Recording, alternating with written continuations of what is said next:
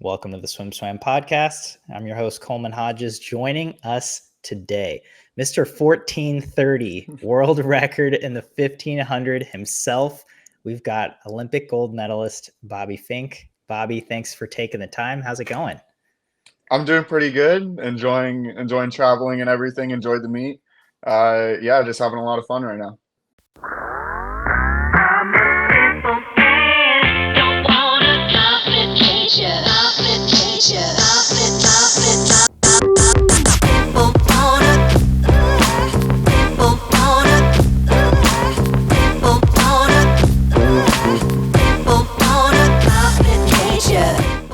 This episode of the Swam podcast is sponsored by Commit Swimming, SwimSwam's exclusive team management software partner. Since 2015, Commit has been providing coaches with swimming's leading workout management software.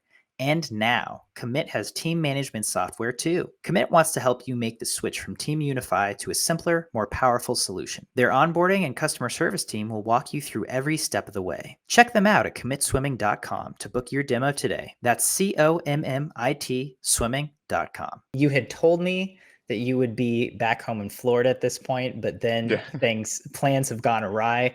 You're now in Los Angeles for a movie premiere and a TV premiere. How is it? I saw that you went to the closing ceremonies. You went to, I think, a Ralph Lauren event. Like, how is the post Olympics week and a half been so far? It seems like you've gotten to do a whole lot. Yeah, it's been pretty busy, but it's also been a lot of fun. The original plans was for me and Ellie, my girlfriend, to go down to Nice in France, which we did do, but we only had like 3 days there. But we were supposed to spend like a whole week and a half there. But then a whole bunch of opportunities started arising, both were like, "Oh, we got to take advantage of this." So ended up going to Ralph Lauren, which is really cool. What I originally wasn't actually gonna go to closing ceremonies, but then I was going to Ralph Lauren, and then Katie was being nominated for a flag bearer, and I was like, "There's no way Katie shouldn't win this." So I was like, "Hey, I'll go to I'll go to closing ceremonies now to back my girl." But yeah, it's been a wild week and a half right now, and just a couple more things coming up too. But I'm enjoying it all. Yeah, I'm guessing it's a pretty big contrast to when the Olympics finished in 21. Oh yeah. When that when Tokyo was over, I was on a plane within like 12 hours the next day. I was already home. I did a couple of interviews and a couple things here and there, but yeah, I was home within the next day. So it's Right. here, week and a half. I'm still not home, but I'm almost there. Almost there. Is it night? I mean, for me, and obviously I'm in a very different boat, but like this feels like the end of almost the last two quads, right? Because Tokyo was so weird and it was a year later. And then again, like you know, after the meet, you just went home and you didn't have like that time to celebrate or have closure. And so like now it's like, wow, this is like really kind of the end of, you know, maybe like the pandemic effects and era. So is it nice to be able to just like have that extended period to let loose and relax and celebrate with everyone there? Yeah. I mean, Tokyo was so unique in that kind of way, just because, everyone was staying safe and staying away and everything, and we were shipped off like we had to leave, kind of deal.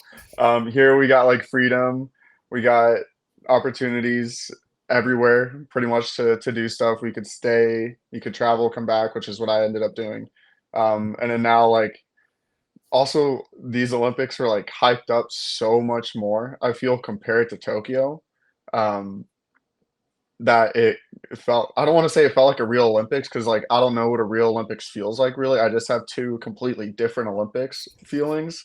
Yeah. And Katie would be a better person, Katie, Caleb, all those who were in like 2016, 2012 would know. But like for me, this felt more of what I feel an Olympic experience would feel like, just with all the hype and everything. But it also like makes me excited to see like what 2028 could be like in that kind of way if we're, having in America and we're very prideful about the Olympics when it comes around every 4 years. So I'm pretty excited for that.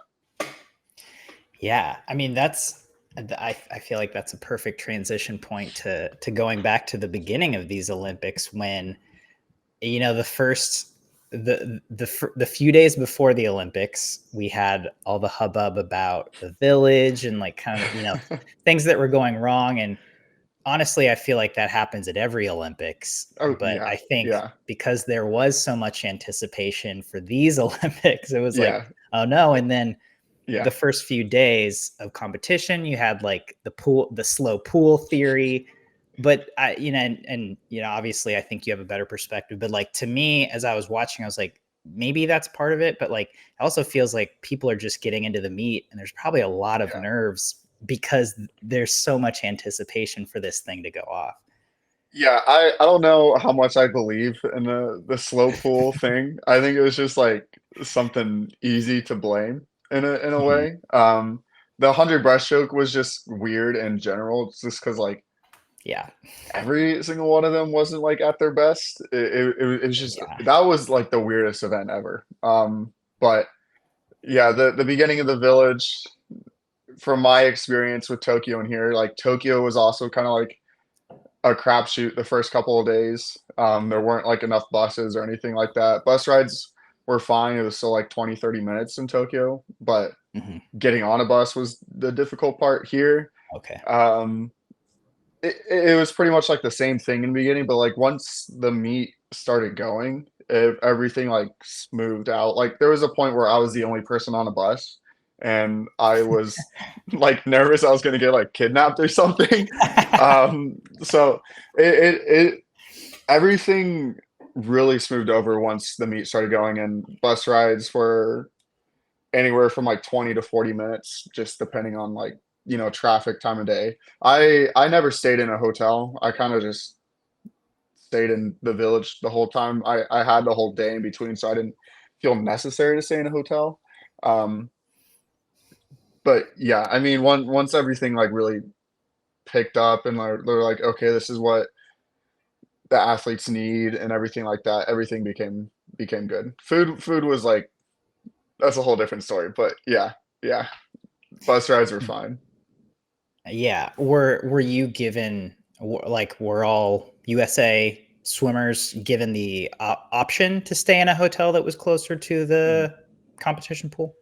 It was kind of like your own discretion, I guess. Because like hotels in Paris are like very limited, but it was also like if you really felt like you needed one, it was mainly like for people who were swimming that night and like were racing again the next morning, or if you were prelims and finals that same day or prelims semis or something, like you had a really tight turnaround. You could go in a hotel if you wanted to. Which Gotcha. yeah, yeah, like it makes sense to me. It was like you don't know the bus ride is going to be a really long one on the way back, and then you got to like find food and everything like that at the village. And yeah, it was USA Swimming made sure we were good to go when it came time for us to race. Yeah, yeah.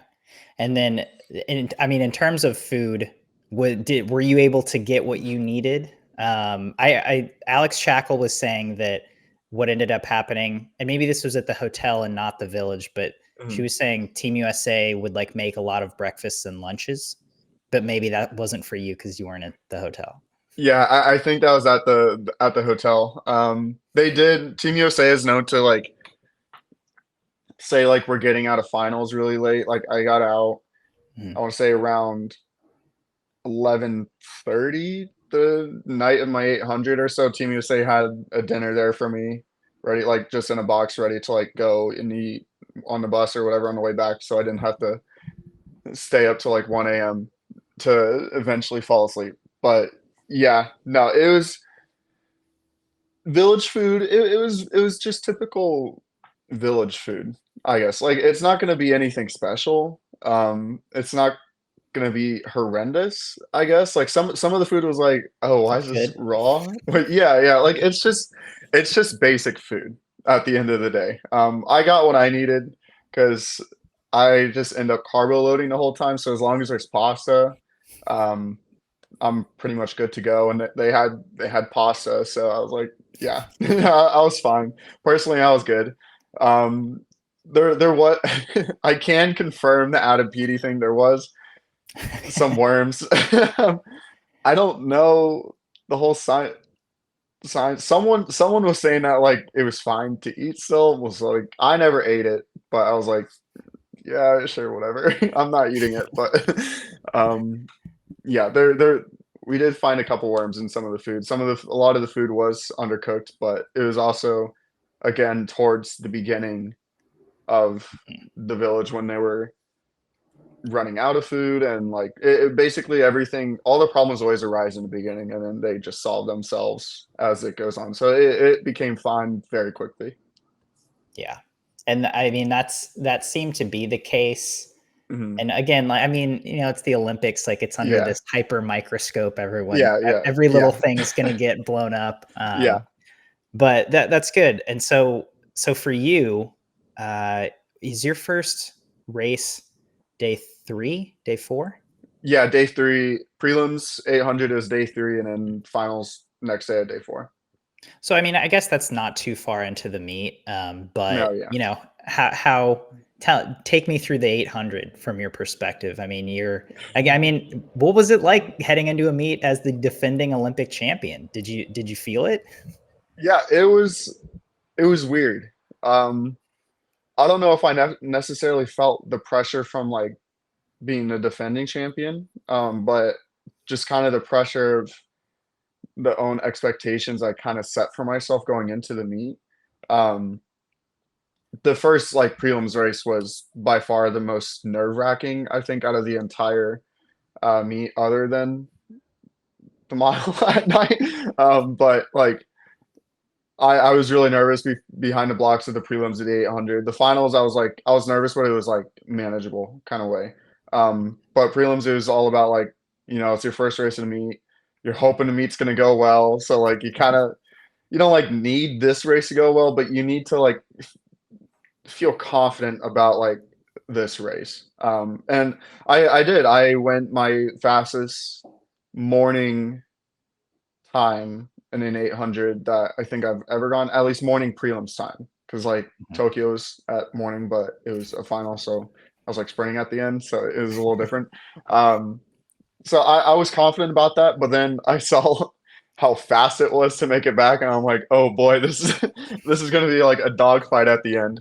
Um, so yeah, I was happy about the morning 800. The nighttime 800 is a whole different story, just because I was pissed after that race. But um, yeah, yeah, yeah, Yeah. I mean, so let's yeah. dissect that. I mean, you tell me about the strategy for the 800, Mhm. because obviously I think I think correct me if I'm wrong. Yeah, In Tokyo, you had a strategy that you kind of used in both the 800 and the 1500, mhm. and it worked out well Yeah. for you. Were you going for the same strategy here, or knowing what the field was heading into that final? Yeah. So I pretty much figured um who the top three, or like who I was gonna need to chase in the race. Um, I knew Elijah was gonna be out really fast, especially just like after watching prelims when Elijah and Dan were both out 3:47, which was like crazy. I was like, damn, that's like what I need to be out in at night. Um, which I wasn't. I was only out 3:40. It was a weird race. I don't know if it was like necessarily that I like started sprinting too late to try and catch Daniel, because I was dying at the end of that 50. Like I was in a lot of pain. I don't If you like watch the meters, like how far behind you were, like it sort of just like stopped. I was like point 0.8 behind Dan for like the last like 15 meters or so. Like I wasn't catching him anymore. So I don't know if it was like necessarily I started late, but I think if I were like to do that race again, I probably would have started out a little bit faster. Like I think flipping at 3:47, maybe flipping at 3:46 if I could get down there, would help me out a lot, even though at the end it's gonna hurt a lot more. But if I were to do that again, I'd probably go out for at the 400, and then the other guys would be next to me just because like that's just how it works, I guess, in distance swimming. But um, and we would just have to see what happens from the race from there. I'd hope I'd come home in like a 350 minimum, or a 349 would be great. That would be a 45 or 735, which I want to believe I'm capable of. I was a little annoyed that I added time, but um, I didn't add in as much time, so it was fine. But I was like, ugh. Um, but yeah, if I was to do the race again, I'd probably just take out the first 400 a little bit and then just race the second 400 like usual. Yeah. Yeah. I mean, you added Like eight one less than a hundredths of tenth. a Yeah, second. less than a tenth. So I mean, it's pretty good, but Yeah. yeah, I mean, yeah, I think that's a fair assessment. From It was really annoying because I don't know if this happened on every stream, but on the stream I Mm. was watching on Peacock, they like showed through the 400 and it was like, all right, and then they went to a Oh, commercial commercial break break. from like Yeah. the 450 to the 600 or something, and that's when like When it's Greg getting good really and made everything. his move. Yeah. Yeah, Yeah. yeah. Yeah. It was like, so when we got back, it was like there was completely different Yeah. leaders, and it was just like, whoa, whoa, Yeah. whoa, oh, what's going on? Yeah. That was That probably like was one of my other like big faults is I let Greg get too far ahead of me, and then from that point on, it was just hard to see past him. So mm, hmm probably should have just stayed with Greg. But at the end of the day, that was just that was the race. Dan was a better swimmer that day. So I sucks because I got silver. I was mad, but yeah, I am very proud of Dan and how he raced it. It was a he swam it really beautifully and smart. yeah.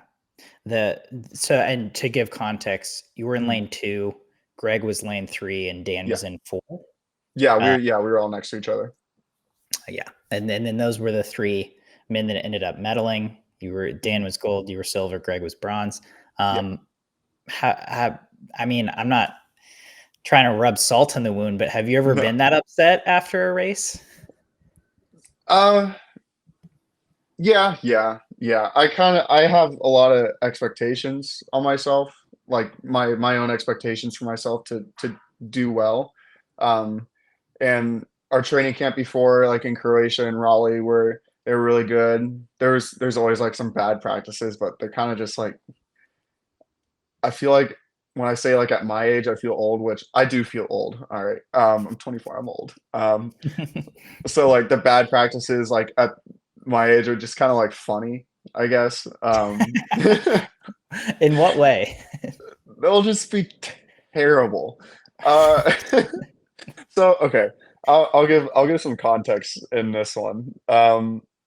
So Katie and I, this was a week after trials, like 5 days after.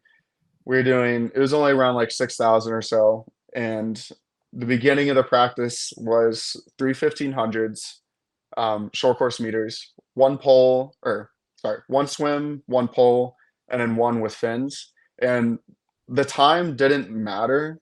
It was just as long as you descend the 300s in them, which was like, okay, yeah, that's fine. And my first one was good. I was like, oh, I'm feeling pretty decent today, I guess. Like the last 300 of it was under three, which I'm like, I'm always happy to be under like minute pace at the end of that. So I was like, oh, sweet. Second one, I start. Sorry.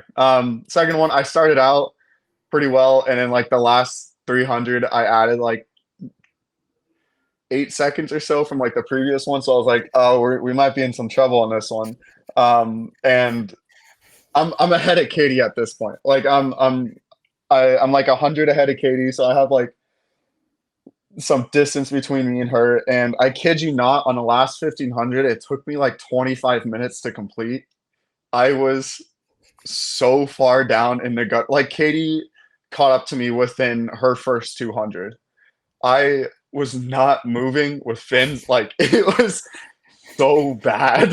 I never experienced something like that in my entire life, and I hope to never again. But now I got kicked out of like Nessie was like, "Are you okay? Do you need to go?" And we called it a day after that third one because there was a whole 3K left to practice. But after that last mile, we called it a day. Oof. Yeah, yeah, Yeah, that's rough.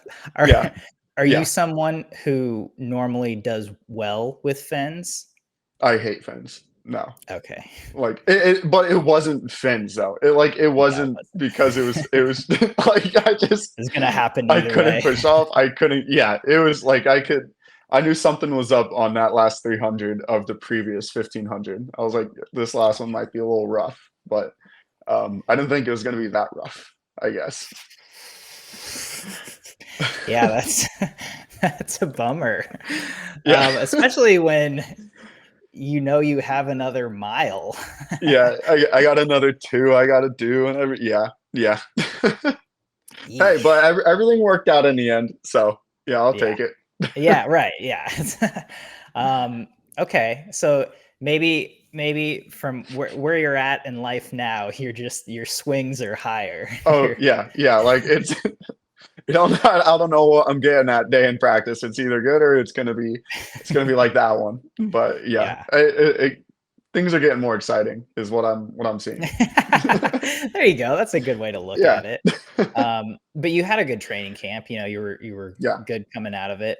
hmm And so then, obviously, I mean, you're less than a tenth off your best time in the 800. hmm Don't necessarily have the race you want to, but we were on the outside. We were like, you know what? I think this is good. Like, I think this is gonna yeah, really motivate Bobby heading into the yeah, mile. Was that the case for you?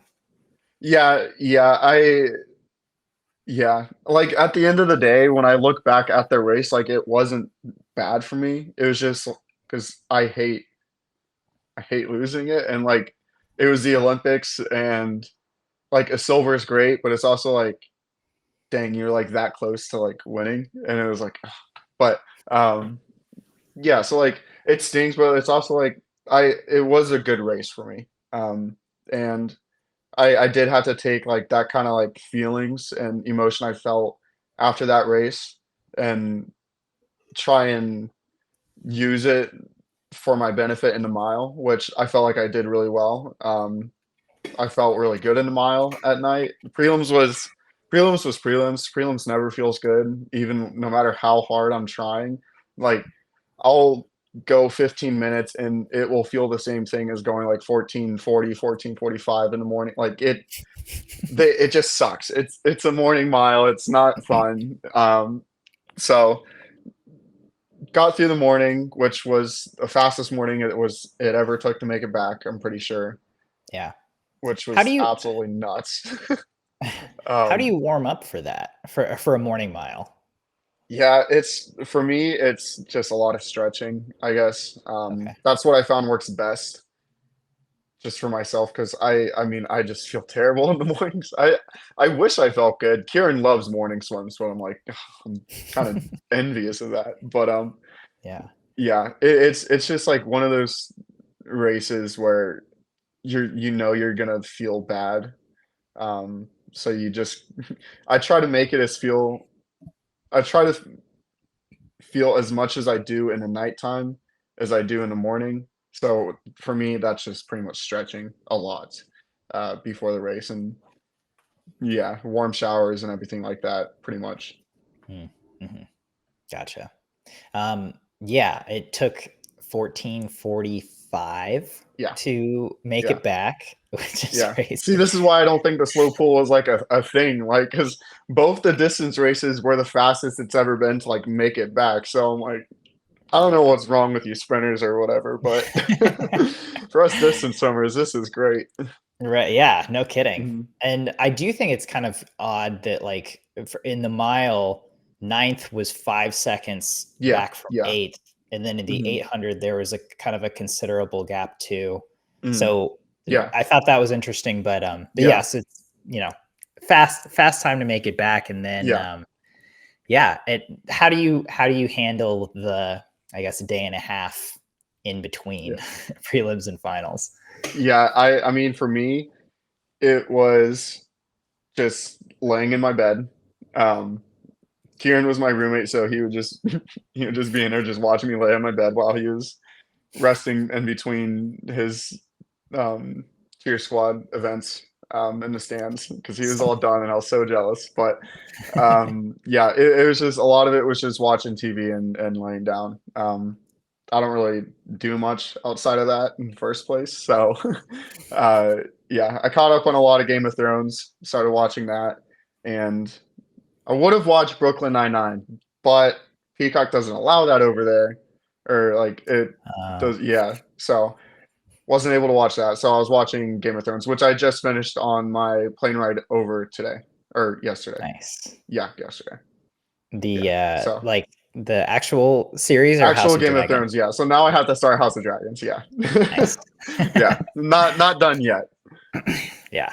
That's exciting though. Mhm. That's a I just had my first rewatch of Game of Thrones not too long ago. Really? That's Yeah. that's a that that's a hard show to read because it's so long. It's Yeah. yeah, each I episode's like an hour, and I'm like, "Oh, geez." I know. Yeah. Yeah, It takes a while, but it's like yeah. a few It's months and it's like yeah, it's a good. yeah, it was good. I was I didn't like how it ended, but yeah, it was good other than that. Yeah. I don't think you're alone there. Yeah, no, I yeah. But that's fair. So Mhm, yeah, so then we get to the night mile. mhm, The Just take me through how you're feeling. mhm. Is your confidence there? You said you were pretty nervous before the race. Yeah. Yeah, yeah, I knew that it was the last chance for, the individual gold on the men's side, and I knew that, like, I was coming in from an outside lane, but yeah, and I knew it was, like, my last chance to, like, defend my medal, and I was like, Daniel was having a really good meet, he had a really good morning swim, same thing with Greg too, so, yeah, I was definitely nervous going into that, just because I knew everyone was on their game, and I knew I had to be, even though if we, like, look at the 800, I was right on my best time, so, like, theoretically, I should be right on my best time here, but it's still a whole different story in a mile, like, it's so long, you don't know what can happen. I was feeling good. I was confident in my ability to do well in the race. I wasn't sure how well I was gonna do, but I was confident that I could, like, challenge for the gold medal. And I went into the race with the exact same, like, mindset. I was like, "I'm just gonna stay next to the people," like, just do my normal thing because that's what works out, for me. But, like, diving in and the first 100, I saw that I was, like, in a lead, um, and I was like, this is kinda weird." 100 later, I was, like, almost, like, a body length leader. I'm like, this is what's going on, guys?" And then, like, at 300, I was like, "I'm not going out too fast, am I?" Or something. So I was feeling really good and smooth in the beginning of the race. Like, I never felt out of control during the race. I knew around, like, the 700 mark that when Greg was, like, right there with me again, as long as I stayed next to him, but, like, didn't let him pass me or so, I'd be in a really good spot. And that was also, like, the point when Daniel started catching us, and I knew I kinda had to, like, hide from Daniel a little bit. I had to, like, like, make sure Greg was, like, in the way or something like that so he just couldn't see, but, um, I yeah, the whole strategy after, like, the 400 was just to stay ahead of Greg and, like, race him and kinda, like, hopefully Daniel doesn't just appear on the other side all of a sudden, and then I'll start racing Daniel too, but, Yeah, it ended up working out. So I was really happy about the race.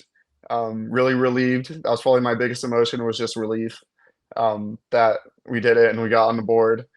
Um, and of course, the world record was great, but the biggest relief was just getting on board and getting a gold medal. But yeah, yeah, world record was like secondary to me there. I didn't really care if I was going to get it or not.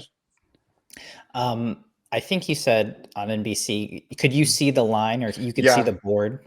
yeah. I so there was, I think it was a total like three times I could see where the world record line was because that it's just like when they showed it. And I Mm-hmm. could see there was like a point where I could see that I was like a body length ahead of it, and it was towards like the latter stages of the race, like around like 11 to 1200 mark, and I was like, oh, okay, this is kind of cool. But I also knew how we raced it in Fukuoka and how like the world record line for the most part came back on us there too. But we never really like got that far ahead of the world record line. I don't think we ever more than a second off of it at Fukuoka, or like it is like maybe right over a second or so. But I think I got to like almost 2.5 seconds above it, and I saw I had a body length on it, and I was like,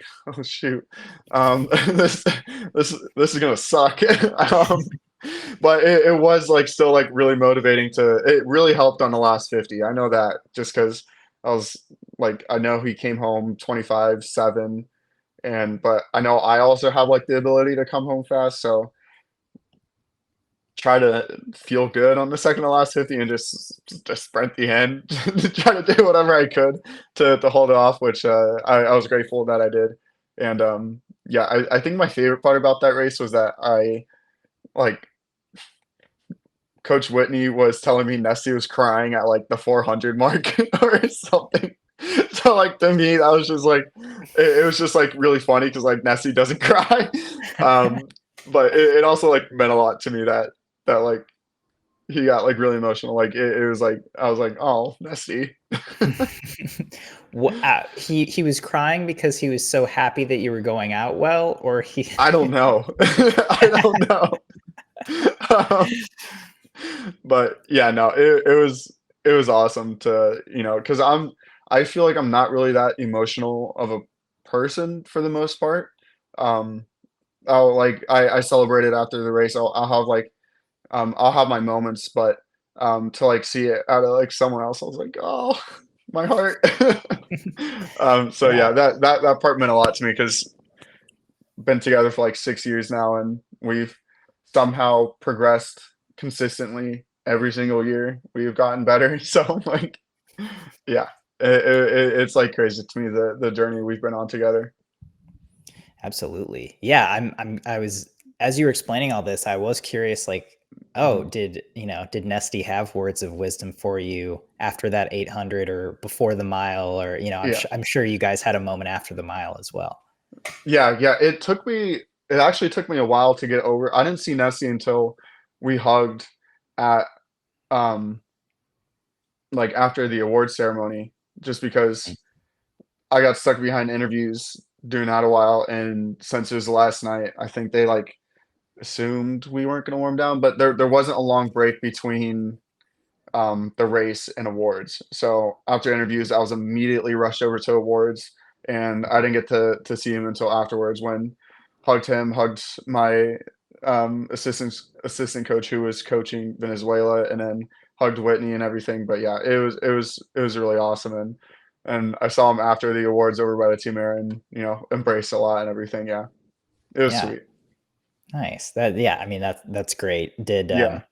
Yeah, did he, Oh did yeah. you talk to him after the 800? Yeah, his main words. Well, going into it, it was like, it's going to be a dogfight. You trained really hard for this, and like that kind of stuff. Like it's going to hurt a lot. Um, the mile was kind of just like, you ready for this and go get him. Like it was just very very simple. Nessie's a simple guy, so it's either one or the other. But like after the 800, we talked about it a bit, and like one of the main things was we needed to build the second to last 50 more because that's when Dan started to go. Hmm. Dan put a lot of ground on me on that second to last 50, um, which probably was what was one of the main like winning points of his race was that second last 50. It was really good for him, and he's also someone who can come home really good. So if he has that lead, he's going to be feeling really good and be able to finish it out really well. So that was the main talking point for us. But yeah, going into the mile, it was more of like have fun and good luck. You can do this kind of thing. Yeah, Yeah. Yeah, no, it makes sense. I mean, you know, yeah, you've done enough of these, you know how to yeah, do it. yeah. Um, yeah, I mean, just kind of in the moments or hours after, I mean, Mhm. it's a big deal. It's a 12-year-old world record, and I know Yeah, you said that was secondary, but it's like we were all mhm. cheering for it. Like that was one of the Yeah, most exciting races of the whole competition because we were like, he's as you said, like 2 seconds ahead of world record pace, but we yeah, know how the last 100 went, and we were like, yeah, come on, and yeah, we were yelling the whole time. yeah. But to do that and to win the only gold medal for Team USA Mhm. on the men's side individually, I mean, how did that sink in just that night? Yeah. I mean, as I said, it was just relief. Um, like I was happy and everything, but overall, like this whole year, the buildup and everything, it's just stress.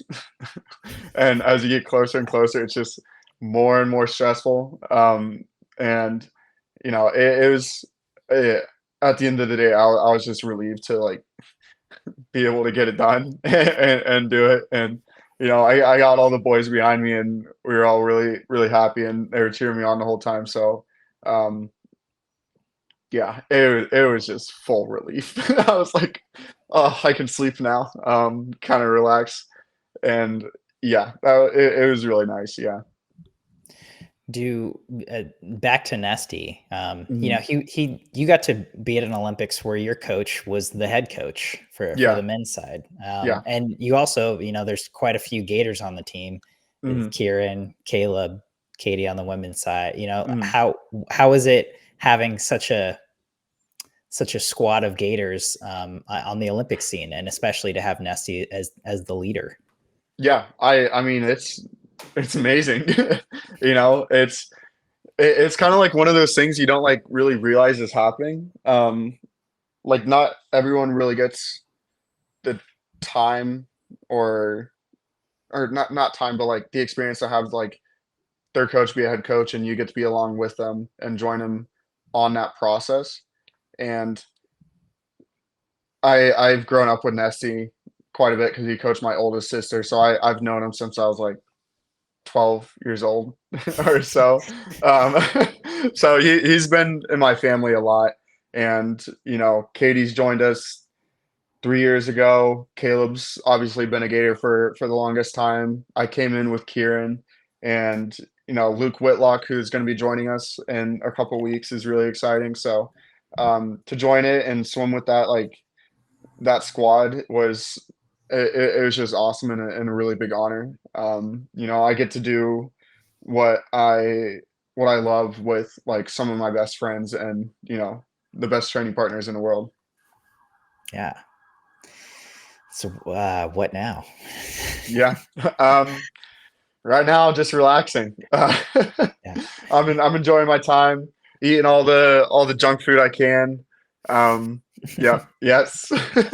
Um, just got back. Yeah, I just got back in the States, so I was really happy about that. I've been missing America.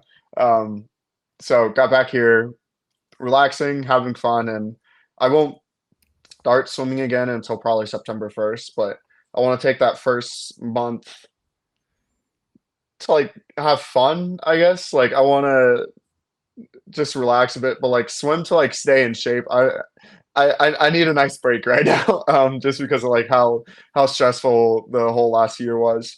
Um, but yeah, so probably start swimming around then, and then really probably be back to normal in October when I'm dying a lot in practice again. So Yeah. Do you see yourself staying through LA? I think it'd be awesome too. It's definitely not something I've ruled out, but it's also it's it is another 4 years, and I'll be 28 at the time, and right now for me, everything's a year by year basis. I'm gonna like I do want to swim next year, and you know after that I'll be like, okay, do I want to swim again next year? Yeah, I'll probably be going through that process, even though like I'll know if I'm gonna swim like the full next year, like probably really early or so, or like if I'll probably know if I want to swim to 28 probably really early, but I'll still have to like reevaluate how I'm feeling in a sport every year or so to make sure it's something I really want to do. Because 4 years in my 20s, I do feel like is a pretty long commitment. But it's definitely not something I'm not willing to do, if that makes sense. Like I'd be excited for it. Flying into LA, I saw the SoFi Stadium. I was like, oh, that's kind of cool. That'd be kind of nice to swim there. So Yeah, yeah, it's definitely. I do want to say it's in my cards, but it's also something I need to evaluate every time I get the opportunity to. totally. Yeah, no, I mean, that makes Mhm. sense. And again, we're kind of returning back to this normalcy of having a Yeah, 4-year Olympic yeah, cycle. yeah. And 4 years is a long way. Yeah, yeah, 3 years, I'm like, "Okay," but, like, 4, I Yeah, don't know, that whole extra year, that does something to you, so, a um, lot. yeah. Yeah, no, absolutely. I mean, on that note, how about Greg, man? Greg Yeah. Paltrinieri. Yeah, I mean, he just he's a legend in this sport right now. He's 29 doing going best times and or almost best times. He's so consistent and stuff. Um, that was something, like, Dan and I were, like, gushing over for him when we did like our press conference together. We were like, "You're 29 and you're still doing this, and you're still like being so consistent," which is just absolutely crazy to us. Um, but yeah, he just broke his elbow, um, or something. Yeah, Like, he posted on after the Instagram. meet? Yeah, I don't know what happened, but he said he broke his elbow on it was on his Instagram or whatever. Hmm, So yeah, I'm like, oh, dude, what happened there? Um, but yeah, no. I hope that's on his Instagram. I don't want to put uh, something out there that I don't know. We'll see. But yeah, I'm pretty sure it's on his Instagram, yeah.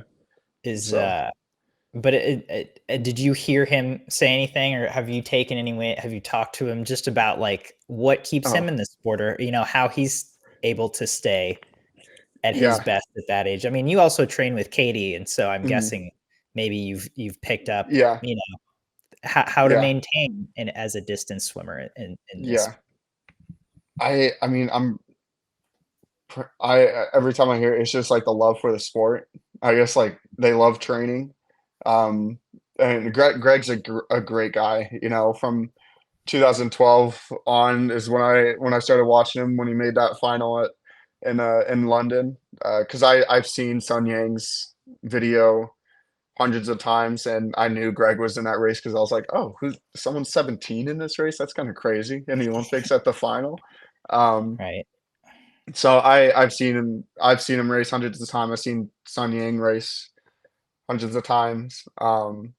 And yeah, I'm sure it's just like the love they have for like training and competing, that really keeps them going and keeps them motivated. Do you feel you have that? Maybe not as much. I don't know. I see my whole thing is I love competing. I love racing people. Training sucks. It's so hard. But I mean like that's just the nature of all sports is, I love the people I'm with. They make the training a lot easier. But Yeah. at the end of the day, like the training does suck. But I do love the sport, and it's given me like so many opportunities to travel the world and be at the top of the world for my events, and um yeah, it's given a lot to me, and I do cherish the sport a lot for that, yeah. But at the end of the day, the training sucks, but yeah, I have the love for the people, and they make it a lot easier, so yeah, I get to do it with them. I mean, yeah, yeah. No, that it Mhm. makes sense. Yeah. Yeah, I was thinking about this the other day. When's the last time you were on a relay? NCAA's, oh, Kieran loves making fun of me for this. NCAA's 2021 in the 4x2. When, You were on that relay. yeah, I was anchor. Um, and I would like to say I did not lose us position before. Like, I don't know if Kieran watches this and he goes right in the comments or something. I don't know. Um, I did not lose us position. I did not gain his permission. You know, I kept us consistent. We were fourth. We stayed fourth. But he loves me because he opened the relay out in like 129, and he was like, "You went 134 when I went 120." And also to my credit, that was like my second 200 of the entire season. So I didn't know what I was doing. I was just there racing and spinning. Um, but yeah, I dove in fourth. We came out fourth. To me, that's a lot better than what it could have been. Hey, I don't think you can argue with that. Yeah. Exactly, right? Yeah. Um, do you miss relays? Do you think you might like go down in event focus over the next quad and try to make that 4x2? Oh, see, okay.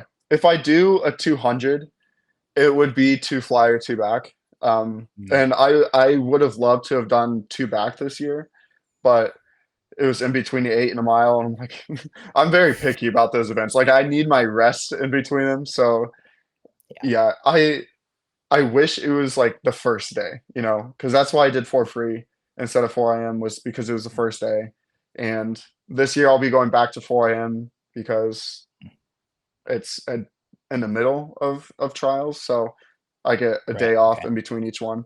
Um, Yep. but I think two back is on the last day and two flies on the first day, so I won't be able to do them. But it's something I do really want to do. Um, I was thinking about doing them more at like Pro Series this year. Um, Maybe hit those doubles and see how hard and how rough it feels. Because I used to do them as an age grouper, but the problem is I'm like 6 years older now, so it's a bit different on the body. Um, but yeah, if I do a 200, it would go to two back or two fly. Gotcha. Yeah, I mean, I was just thinking like, man, distance guys don't get many relay No, opportunities. I okay. Here's what I'm thinking. If Oh yeah. because I did tell Katie this, was like the only time I'm gonna do open water is if it's on the relay and if you're doing it. That's the only time I'm doing it, you know? And I'm not doing it for the race, I'm doing it just because you're doing it and like the memes and stuff. But Mhm. um yeah, I if I do a 200, I think the best I got from a swing is like a 47 high or something. I think that's the best I got, which I think is pretty good. Relay. Yeah, That's a yeah, that's relay gets it, morning. I mean, yeah, yeah, prelim swim. yeah, it gets the job done, hopefully. Yeah. Yeah, so yeah, I think that's pretty respectful and reasonable for me to do. Um, so yeah, Yeah. 47 high, like 47.9, I'll take it. Maybe this, yeah, I think this year at World Champs, we need to start lobbying for that. Like put Bobby on a prelims relay. Oh yeah, I'm Um, I'd be down. do you think Katie would ever do open water if you're like, hey, come on, let's do the relay? No, I don't know because I think like once she gets like done with her last race, she's also like just really relieved and overwhelmed and stuff. And it's like you don't want to do anything else. Like the last the last time I because we get offered it like every year, just as like the highest qualifiers you get offered to join the relay, I think. Mhm. And every year I'm like, no, I'm sorry. I'm like after that last race, the only thing I want to think about is going home. And I don't know if I could stay another week to know that I have to swim again. And it's another mile. So I'm like, oh yeah, Yeah. yeah. They should have a relay just for distance swimmers of the like add the 4x50 to the Olympics, but only if you qualify in a mile. I think that should be the one. Yes. That would be good to watch. Yeah. No Yeah, more medals for take down sprinters. Give it to the distance everything swimmers. else. Yeah. I'm so on board with this idea. We need more medals for distance swimmers, not sprinters. Get no more, not this 50, 50 fly, 50 back. No, no, no. Distance Right? swimmers doing yeah. Okay. Yeah, no, we're making this viral. We're Yeah, posting this yeah. everywhere. We're like that. Hmm. I love this idea. 4 by This is 50. incredible. Yeah, yeah. I think we could put down a pretty respectable time. I don't know what that is, but you know what? It'll be the world record for some time just because no one else is doing it. So Exactly. Yeah. yeah. It'll be the benchmark for milers. Hmm. Yep. Um, okay, so uh, here's a question. Most distance swimmers don't get a ton of medals. Hmm. Katie is now tied as the most Yeah, decorated female yeah, swimmer yeah. with 14 medals. Hmm. And you got to celebrate with her a little bit at some of these events and, Hmm. after games things. You got to go to closing ceremonies. So she was Yeah. the flag bearer. It's like, for you as someone who sees her operate every day, who Hmm. trains with her, how do you contextualize that? I mean, like 4 Olympics, 14 medals Yeah, as a distance swimmer. yeah, yeah. I mean, it's it's just nuts. I think the 4x1 relay that she did in Rio really like I I, summarizes for, I forgot about how that. yeah, like how amazing of an athlete she is because she was 52 on that relay. I'm pretty She sure was she 52. it wasn't like she was like 53 high or something. Like she was 52, and like that Anchoring. is Yeah. filthy.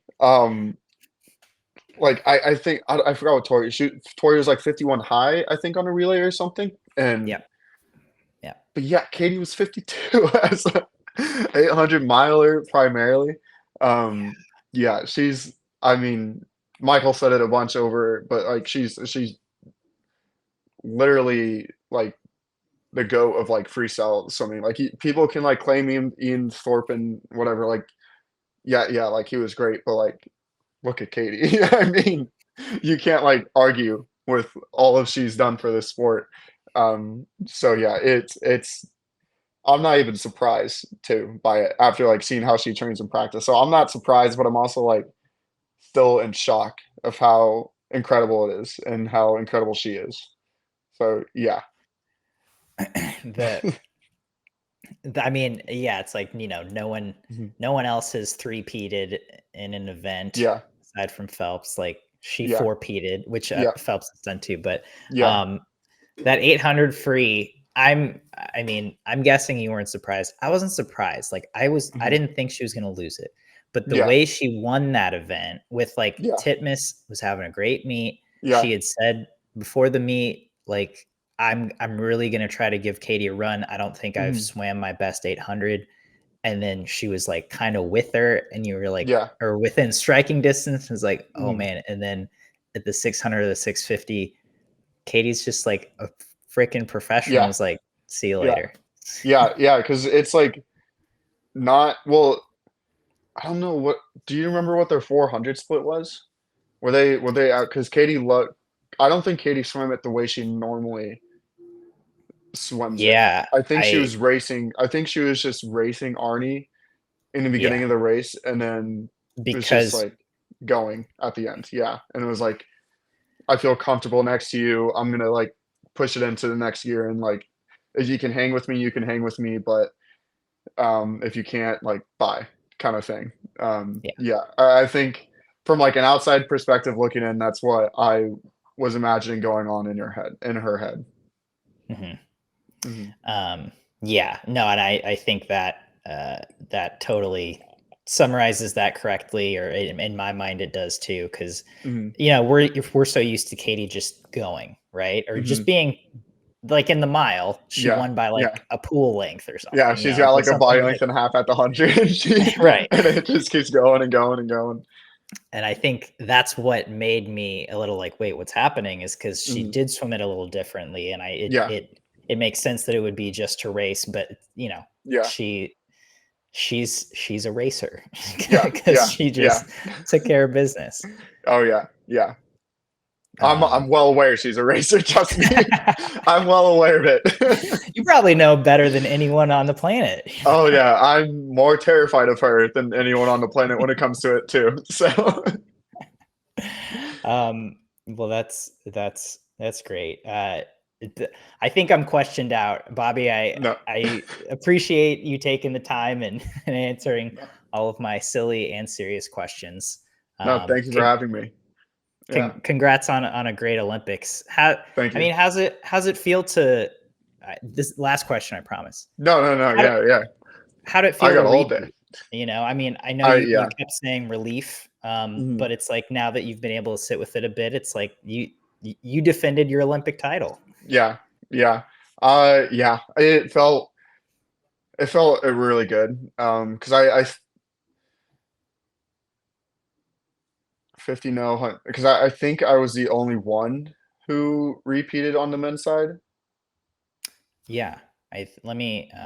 I've got 100 results back pulled to up no, yeah, because the here. backstrokes were gone, flies were gone, breaststrokes were new. Yeah, Yeah, I think so. Yeah. Um, yeah. but yeah, No, it was I was just very happy. And yeah, relieved. And also like Katie and I went back to back together in like the mile, and we both brought the record back to the States for like first time in 40 or so years, which was like amazing. And yeah, yeah, it was just yeah, I was very happy after the race, and obviously relieved. And um now if I go to 28, I have a chance to go three-peat it, which sounds great. If I have that opportunity. Um but yeah, so I'm excited to see where like these next couple years I can potentially get to um in the race, because I definitely do feel like it's very possible to get under 14:30 by a significant margin. Like just based on how I was feeling in that race.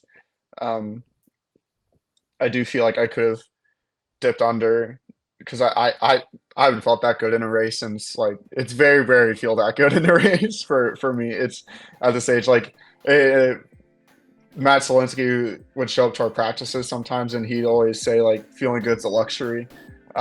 He'd always be reminding us that. But in that race, like I was genuinely like feeling pretty good, and yeah, I was just happy to be able to defend it.